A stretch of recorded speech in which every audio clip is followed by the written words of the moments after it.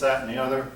So the days when people will get together and have a house raising or a barn raising are over. Revivals, we mentioned that in the last chapter. In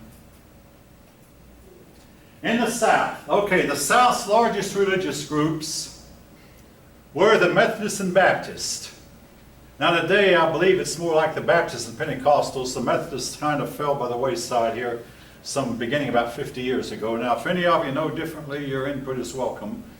But the Methodists, and again, the thing about their preachers, they were generally only very poorly educated, and they'd go around dressed in work clothes, called overalls or whatever, but they would preach and appeal to the emotion.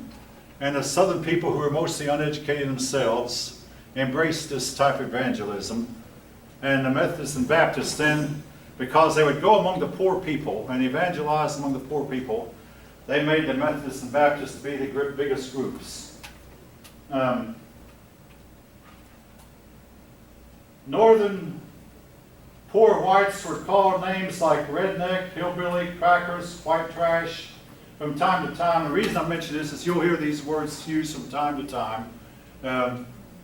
No, I do not call anybody that myself, but it was there.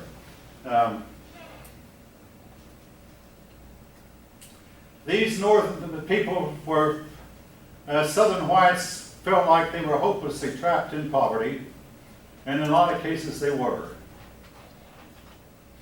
All right. Upward mobility after 1850s became very, very difficult, and basically Southern people who were poor remained poor. And this was to remain true mostly for the next 100 years. Now this is no longer true in the South today, but in those days it remained that way. The South gave every white man finally the right to vote. By the 1850s, by the 1840s, every free white man could vote. But they always voted for the rich, even the poor people, looked up to the rich, voted for the rich. Most of the political office holders were slave owners. Mainly, what the non-slave owning whites wanted to do was keep the taxes low. And as long as this was done, and this was one reason there were no schools in the South, schools cost money. There were no public schools, and the schools such as they were private schools, and they cost a lot of money to attend. So schools were rare in the South, and illiteracy was very high in the South. Though they fought over a lot of issues, they agreed on one thing. They agreed on white supremacy and slavery, driving out the Indians, promoting agriculture. Again, the Southern people drove out almost all the Indians. Again, because they all wanted to.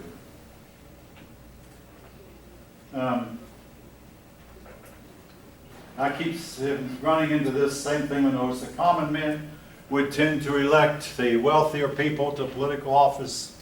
The wealthy slave owners then controlled the state legislatures. And they kept the status quo. All right. Again, the poor white voters were convinced that slave owners benefited them, so they looked forward to becoming slave owners themselves.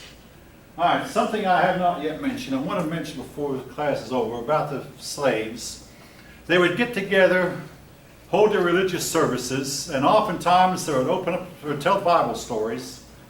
Does anyone have any idea who their favorite Bible character was? It's in your book, but okay, his name was Moses. Now, does anyone know why Moses was their favorite character?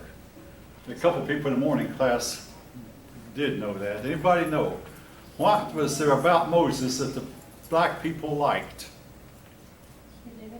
What's that? He liberated the slaves too. I think you said he freed the slaves. Yeah, he went before Pharaoh and said to Pharaoh, "Let my people go," and no, Pharaoh wouldn't do it. But eventually Pharaoh told him, "Get out of here. Go." The black people would tell stories also And one of the stories about High John the Conqueror, High John the Conqueror spooked all the slave owners. This is fiction now. High John spooked all the slave owners and left all the land in the south to the former slaves, and the slaves took it over and ran it from there. I mean, it was their way of saying we're not always going to be slave. The southern state legislatures tried to protect slavery by making laws that no more slaves could be freed. I've mentioned that George Washington freed his slaves in his will, but then I learned only half of them actually were freed because he died before his wife died. His wife's name was Custis. Well, when his wife died, the Custis family took the slaves that belonged to the Custis family, and they remained slaves. But the ones who hadn't, the ones that Washington himself had acquired, were in fact freed. So half of Washington's slaves were freed when his wife died. The other half remained in slavery. Nobody in the South debated it. Any book that criticized slavery was banned. Now, this is going to be mentioned in the next chapter. I'm going to mention it now.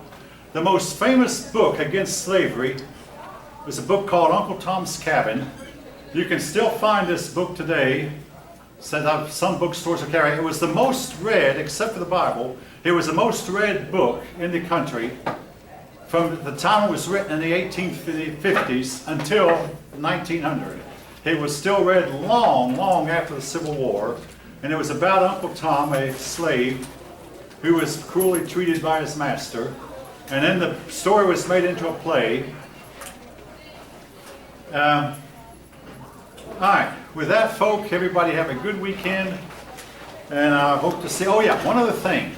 I'm going to put, I ended the last class lecture a little bit early, so I spent 15 minutes of review, and I promise you that review will be online.